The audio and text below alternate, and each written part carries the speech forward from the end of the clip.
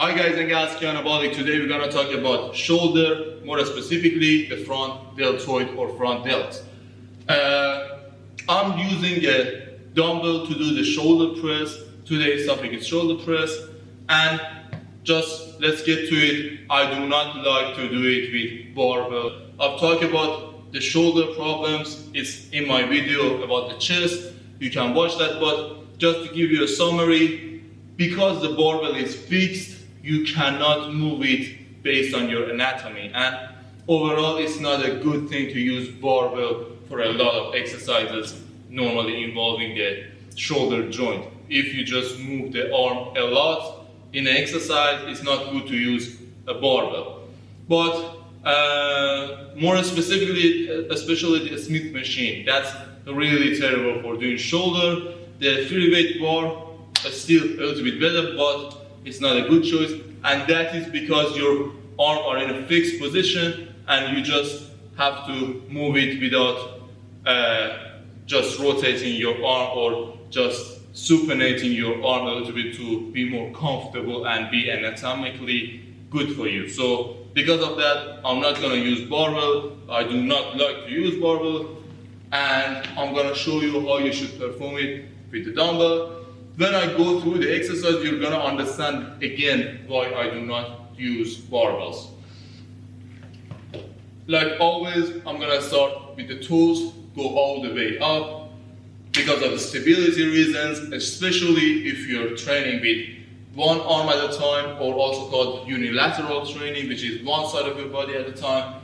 It's better to have a wide stance so you can just balance yourself. So make sure that everything is one line, knee not out or in, feet flat on the ground, and go all the way back. Now, you should put your shoulder blade or scapula on the pad, but there is one big issue I see a lot of the times in the gym. People curve their back too much. They're just doing shoulder presses with a lot of curve.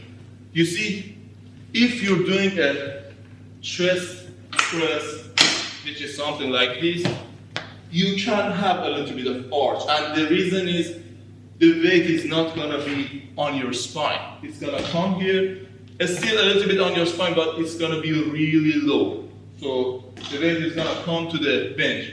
But when it is all the way up, and you just curve your back a lot, now, first of all, you're putting a lot of pressure on your spine. It's just in this position, and you're putting the weight here, not on the pad. And second of all, you're not using the front delt that much. You're using a lot more chest.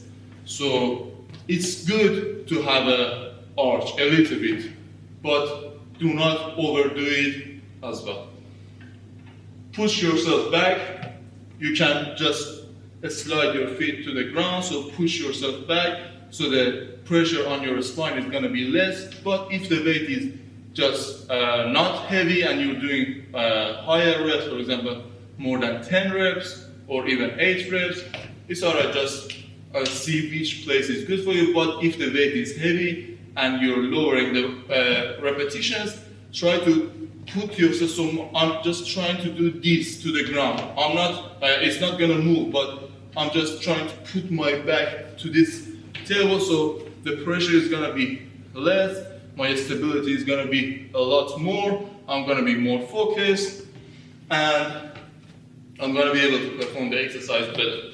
So we talked about toes, knees, hip, all the way. Make sure the stomach is contracted as well. So try to have some stability here. Do not breathe in and out in the middle of the exercise.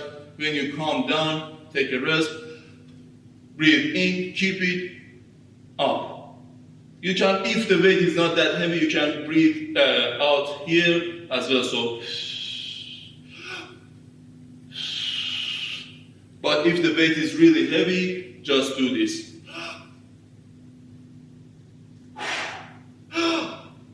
This is gonna help a lot more. Now, we talked about the abs as well, the chest Positioning depends on the scapula, we talked about it, not too much arch. Let's go to the shoulder. Now this is where you're gonna understand why I do not like the barbells. You see, the shoulder is not comfortable to be put all the way back. So if I put my hand like this, especially for people who do behind the neck presses, that is really terrible.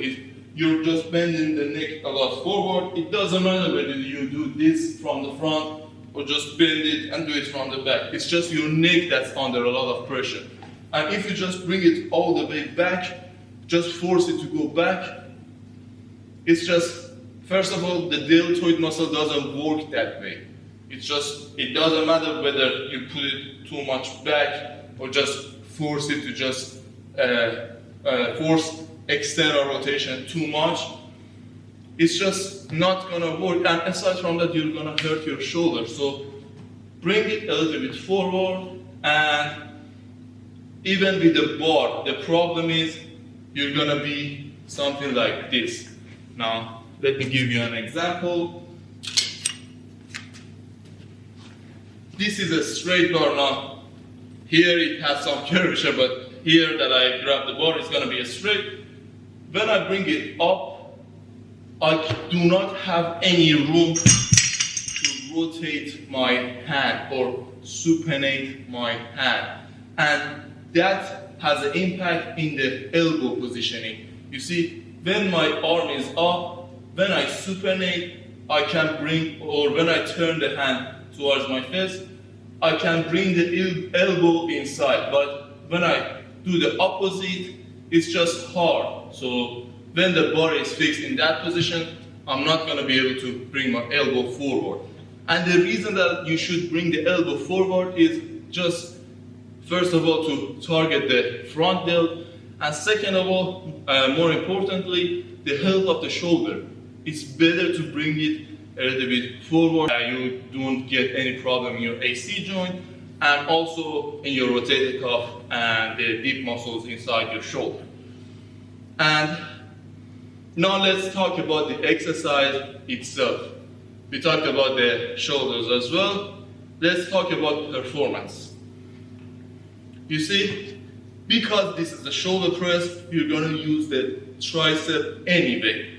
But there is a trick. You see, if I do the exercise like this, it's going to be a lot tricep. And the reason is the weight is too much to my face, so I need to extend my arm by using the tricep as well.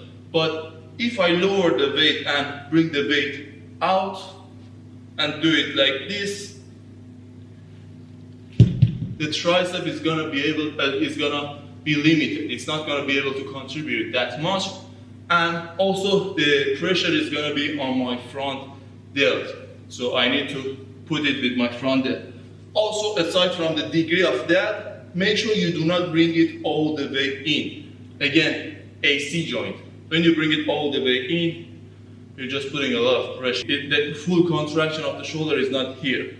Just try to bring it up here, or a little bit just vertical to your body. You do not need to bring it in, vertical or here. Now that depends on the individual, but for majority of people, just a few degrees out is gonna be the best. Also, do not pinch your shoulder too much down, so it's just hurtful when you bring it up. That can cause a supraspinatus problem, impingement of the shoulder, and tendonitis, and problems in the shoulder in general. Also, do not let it go up and use the traps as well. Whether you like it or not, when you do shoulder exercises, you're gonna use a little bit of traps and other muscles around this area. So what we want to do is limit the muscles that contribute to the exercise as much as possible, but at the same time, you do not want to force them to stop. So make sure you do not force them to stop. You get the help from them still, but you do not force them to just be out of the exercise. That can cause problem in your health. And aside from that, you don't need to do that. I mean, there are still muscles. You want to train them a little bit as well. You do not want to just isolate just fully one muscle, and there's no point to that. So make sure it's a little bit out. Also, do not bring it all the way down as well. It's just, there's no point. To 90 degree is alright. Up, down. It is better to do this with one hand at a time from time to time, and the reason is you're gonna be good with the balance as well, so you're gonna use a lot of oblique and you're gonna be good with your stability. Also, you're gonna understand if a weight is really heavy for you. So if, again, your ab is not able to stand the weight, the shoulder is not gonna be able to stand the weight either. So you're either cheating, just using a lot of muscle, or even if you're losing the shoulder, you're just hurting yourself a lot. And you're gonna be bad with the form, so you're just gonna do, I don't know, 4 reps, 3 reps, heavy weight, and then do drops or whatever, but that 3 reps or even 1 rep, if the weight is super heavy, that can cause a lot of problem. Another point that comes to my mind is the neck positioning. I always say, neck, chest, head with each other. Not this, not this, not also to the side. So go all the way back, but do not try to put your chin on your chest. A lot of professional bodybuilders do that to feel, for example, if muscles are working or not, but that can cause disc issues in your cervical spine or the neck. So not this, also not this. And make sure the elbow is not all the way back, a little bit front, but do not bring it all the way front either. That is shoulder, but the focus and stability is going to be a lot harder because you're going to use a lot of back muscle, and if the weight is heavy, you're going to fall forward. But if you just put it on the side with both hands, the stability is going to be easier, but make sure you just do not train that much heavy that you cannot handle the weight. And the cues that you have to understand is, again, do it with one hand, see if you can do it, and also if you see the things that I told you in this video is just not possible for you because the weight is heavy, you should lower the weight. Another thing, make sure you do not move the wrist as well. So the wrist is like the neck, not to the side, not front and back. So not front and back, not to the side.